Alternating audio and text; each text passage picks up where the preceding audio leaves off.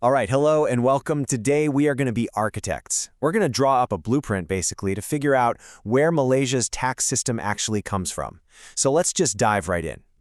It's one of those questions that sounds pretty simple on the surface, but when you start digging, you find this really fascinating layered legal structure. It's not just some giant rulebook. It's a whole collection of different sources, and each one has a very specific job to do. So here's our game plan. We're going to start with the big picture, then zoom in on the ultimate authority, the Constitution. After that, we'll get into the main rule books, the nitty-gritty details, and what happens when nobody can agree. And then we'll tie it all together at the end. Okay, first things first. We need to get on the same page about what we're even talking about. We have to define the legal framework itself, which, in the tax world, has a specific name: revenue law. So what is revenue law? Well, it's just the official name for the whole set of rules that lets the government impose and collect taxes. It covers everything, from setting tax rates to how they actually administer and get the money. It's basically the master plan for the entire system. Now, here's where it gets really interesting. It's all about hierarchy. I want you to think of it like we're constructing a building. You've got your foundation, right? Then the main rule books are the walls. The fine print is like the plumbing and wiring.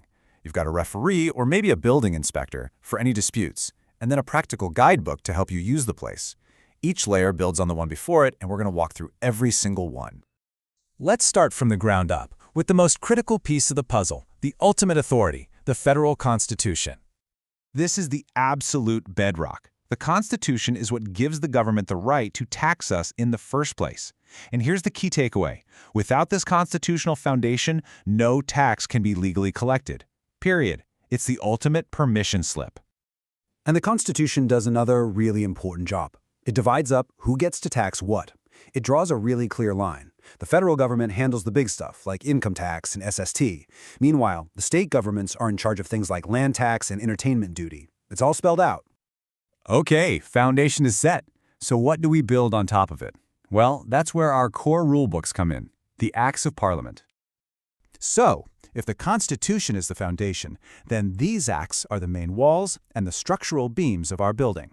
These are the specific laws that actually create the different taxes, defining exactly who and what gets taxed, how you calculate it, and how it's all managed. And here are some of the heavy hitters. I'm sure you've heard of a few of these. The Income Tax Act 1967. That's the big one for most of us. Then you've got the laws for SST, the real property gains tax for when you sell property, and so on.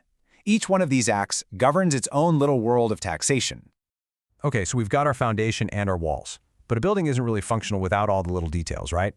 That's where subsidiary legislation and rulings enter the picture. I absolutely love this analogy. These rules are like the internal wiring and the plumbing. They don't change the main structure, that's the job of the acts, but they provide all the essential details that make the tax system actually work day to day. And this guidance comes in a few different flavors. You've got subsidiary legislation, things like specific rules on deductions that come from the Minister of Finance. Then there are public rulings, which is the IRB telling us how they interpret the law. And finally, ministerial orders, which can grant very specific tax exemptions. Now, this is a really important distinction to make. Public rulings from the IRB, they aren't technically the law. You can't get in legal trouble for breaking a ruling. But they represent the IRB's official position. So in the real world, taxpayers and tax agents rely on them heavily to make sure they're doing things right. So what happens when the acts and the guidelines are a bit fuzzy, or when someone just plain disagrees with how the IRB is interpreting things? Well, that brings us to our next source, case law. Let's go back to our building. Think of the courts as the building inspector. When there's a disagreement, the courts step in to settle it. Their job is to look at the law and make sure it's being applied fairly and consistently for everyone. Their decisions are what bring clarity and resolve those messy conflicts. And the way they do this is through something called judicial precedent. It's a powerful concept.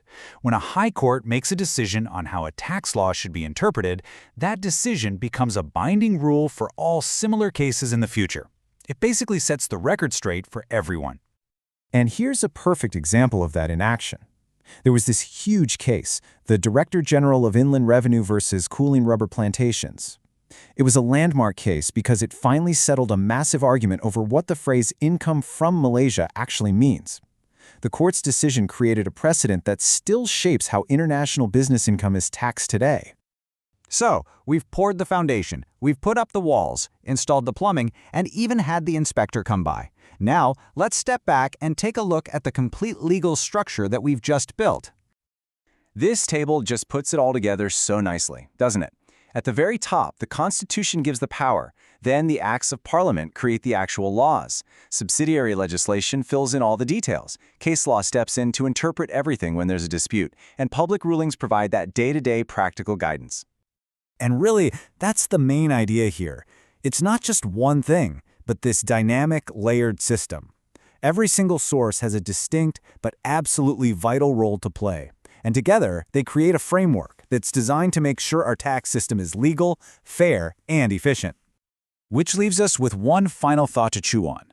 This whole layered system is clearly designed to make sure everything is done by the book. But you have to wonder, does having so many layers, from acts to court cases to rulings, make the whole thing so complex that it creates its own problems with fairness and transparency for the average person? It's something to think about. Thanks for watching.